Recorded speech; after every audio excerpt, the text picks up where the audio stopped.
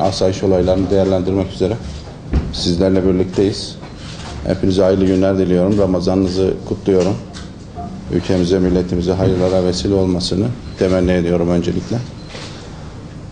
Bu toplantıyı yapmaktaki asıl amacımız bu Ramazan gününde Diyarbakırlı annelere hitap etmek istiyorum. Özellikle çocuklarımızın bugünlerde bazı hadiselere katıştıkları ve dün bir menfur patlama sonrası bir yavrumuz elini kaybetti. Bundan duyduğumuz üzüntüyü belirtmek ve bu tür acı hadiselerin bir daha yaşanmaması için özellikle annelerin, babaların, ebeveynlerin, ailelerin dikkatini çekmek için bu toplantıyı yapıyoruz. Canlılar aleminin en saygın varlığı insandır. Akıl, düşünce ve idrak mekanizması sadece insana mahsustur. Bu mekanizmaları Allah insanlara gelişi güzel kullansın diye vermemiştir. Dolayısıyla bu sorumlulukla insanlığın yerine getirilirken fertlere verilmiş bu idrakın, aklın iyi kullanılması lazım.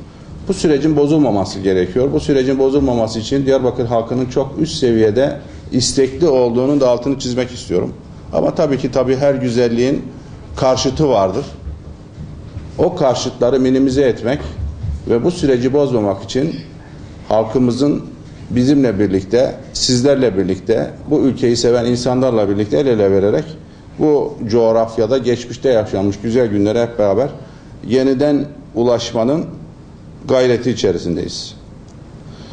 Mevlana'nın Mesnevisinde belirtmiş olduğu gibi özellikle gençlerden bahsederken gençler bir su gibidir. Neyin içine girerse onun şeklini alır tabirini unutmamamız lazım.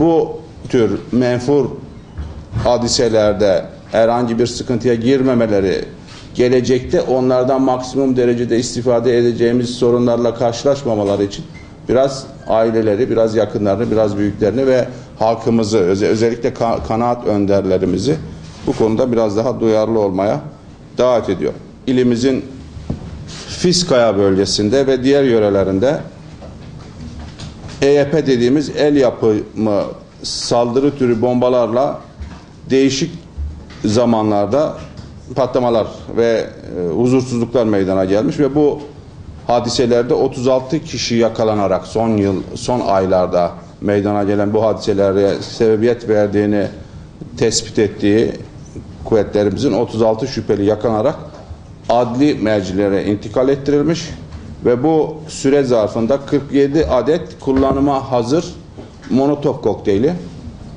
34 adet el yapısı parça ve basınç etkili EYP bombası, 6 adet 16'lık havai fişek rampası ele geçirilmiştir. Yine 13 Temmuz Pazar günü gene bizim Bağlar bölgesindeki Koşuyolu civarında yüzleri kapalı şahısların gene ellerindeki 8 adet kullanıma hazır Molotov kokteyli, 5 adet el yapısı parça ve basınç etkili EYP, 1 adet 8'lik havai fişek rampası, 1 adet bıçak, 1 adet metal kelepçe ve 1 adet demir cop ele geçirilmiş. Bu çerçevede 6 kişi gözaltına alındı. Bunlardan bir tanesi savcılıkça serbest bırakılarak, ikisi tutuklu, üçü de adli kontrol işlemine tabi tutulmak üzere hukuki işlem haklarında başlatıldı.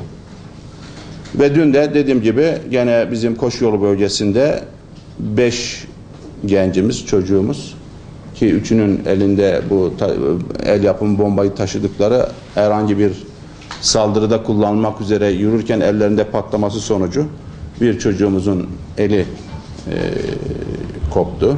Yüzünden yarası var. Diğer bir çocuğumuzun gene bacaklarında ve görme duygusunda biraz zedelenme var.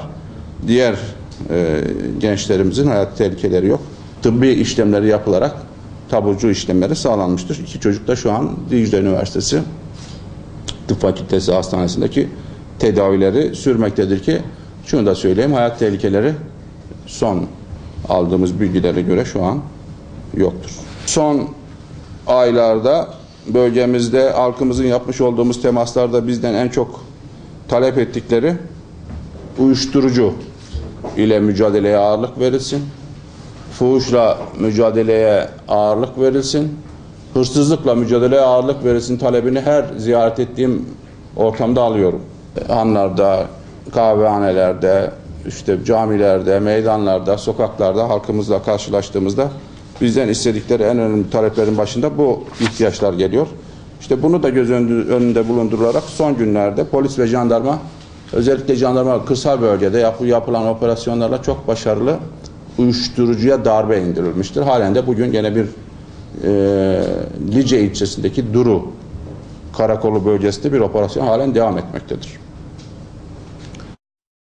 20 Haziran 2013 günü Lice Kocaköy Hani üçgeninde 7 köyde 750 personel ile, bu 750 personel güvenlik personeldir. Jandarma, korucu, polis ve diğer tarımsal faaliyetlerde desteğine başvurulacak insanlardır.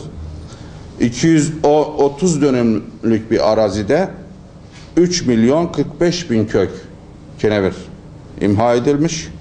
Piyasa değeri 114 milyon Türk lirası meblağındadır. Yine 12 şüpheli hakkında işlem yapılmıştır. 26 Haziran 2013 günü Lice ilçesinde 3 köyde 700 personelin katılımı ile 201 dönüm arazide 2.010.000 kök kenevir imha edilmiş ve 100 milyon Türk lirası piyasa değerinde uyuşturucu ham maddesi tasfiye edilmiştir. Bu rakamlar da bize şunu gösteriyor ki biraz halkımızla birlikte özellikle insanlık suçu olarak kabul ettiğimiz bu uyuşturucuyla mücadeleyi kararlılıkla sürdürmemiz gerekiyor. Buna özellikle kırsal bölgedeki çiftçi kardeşlerimizin, halkımızın bilinçli olarak bir kısmı da neyin ekildiğini belki de farkında değil. Bu kenevirlerin ileriki vadede insanlığın baş belası olan uyuşturucuya, esrara dönüştüğünü bilmelerini, bu konuda daha çok onları bilinçlendirici eğitimlere de ağırlık vermemiz gerektiğini ifade ediyor. Lice bölgesi başta olmak üzere hukuka aykırı olarak mezarlık adı altında kurulan bazı girişimler var, biliyorsunuz.